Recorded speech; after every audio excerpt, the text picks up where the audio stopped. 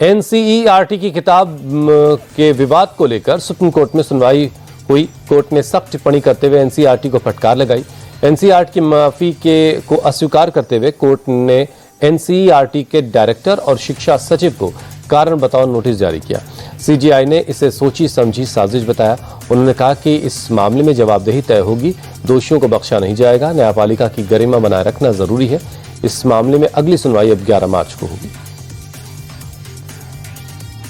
Justice Yashwant Verma cash कांड के मामले की जांच के लिए लोकसभा स्पीकर के जरिए गठित कमेटी का पुनर्गठन हुआ। स्पीकर ओम बिरला ने कमेटी में बदलाव कर मद्रास हाईकोर्ट के चीफ जस्टिस मनीन्द्र मोहन श्रीवास्तव की जगह बॉम्बे हाईकोर्ट के मौजूदा चीफ जस्टिस चंद्रशेखर को शामिल किया है। आपको बता दें कि सुप्रीम कोर्ट के जज जस्टिस अरविंद कुमार की अगुवाई वाली इस कमेटी में बॉम्बे हाईकोर्ट के चीफ जस्टिस के साथ कर्नाटक हाईकोर्ट और सुप्रीम कोर्ट के वरिष्ठ वकील भी हैं। समन मिलने के बाद अनिल अंबानी मुंबई में ईडी दफ्तर पहुंचे, जहां उनसे मनी लॉन्ड्रिंग केस में पूछताछ हुई। इससे पहले कल ही ईडी ने अनिल अंबानी के मुंबई वाले बंगले अबोर्ड को अटैच कर लिया। 66 मीटर ऊंचे इस बंगले में कुल 17 फ्लोर हैं। इसके कीमत 3700 करोड़ रुपए से ज्यादा है।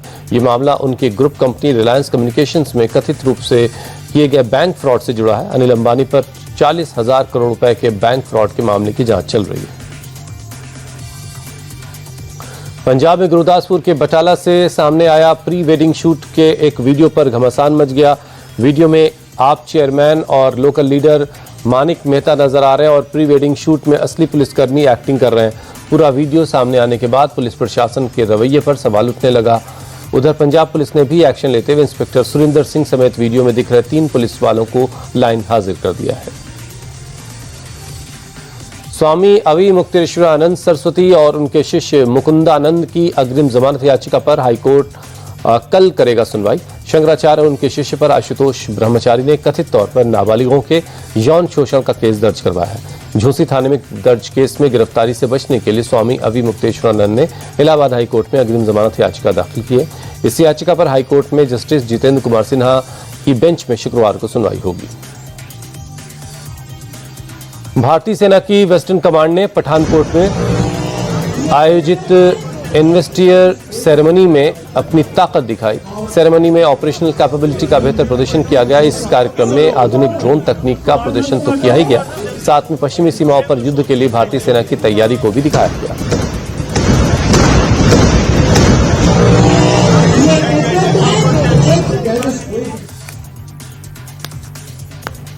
पीएम मोदी ने सोशल मीडिया पर एक नया कीर्तिमान स्थापित किया है।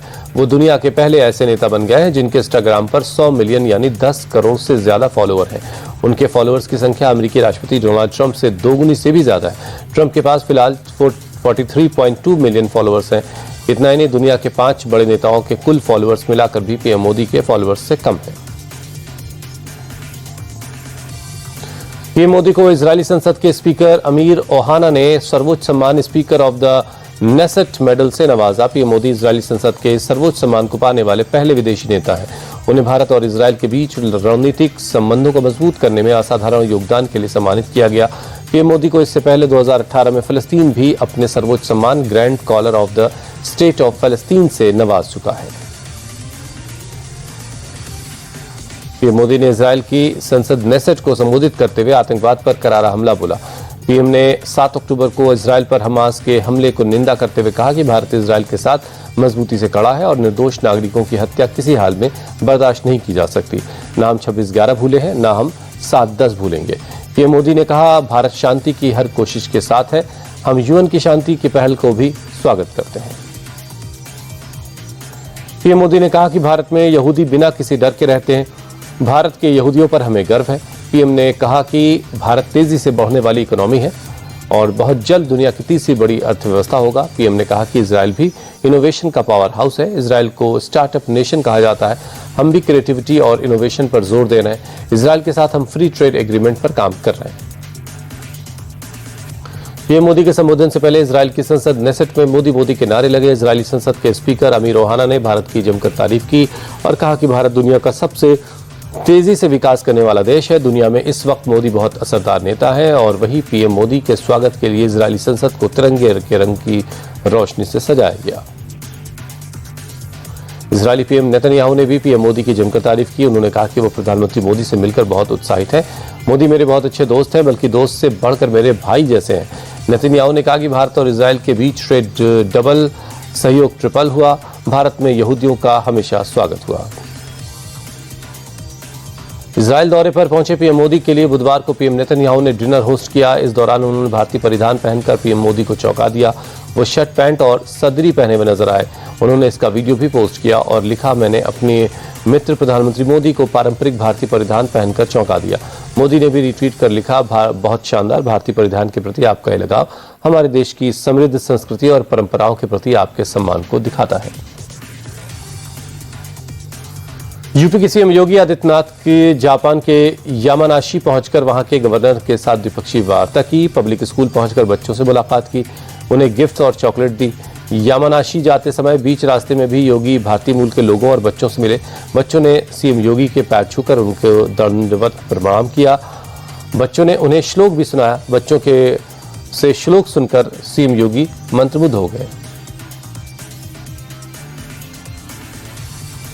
दिल्ली में एआई समिट में हुए हंगामे को लेकर बीजेपी ने एक बार फिर राहुल गांधी को घेरा है। बीजेपी ने राहुल गांधी की तुलना 2020 दंगे में आरोपी उमर खालिद से की और दिल्ली बीजेपी ऑफिस के बाहर एक पोस्टर लगाया। ये होर्डिंग बीजेपी प्रवक्ता आरपी सिंह ने लगवाई, जिसकी हेडलाइन है, एक अराजक तरीका, देशद्रोहियों के अलग अलग चेहरे।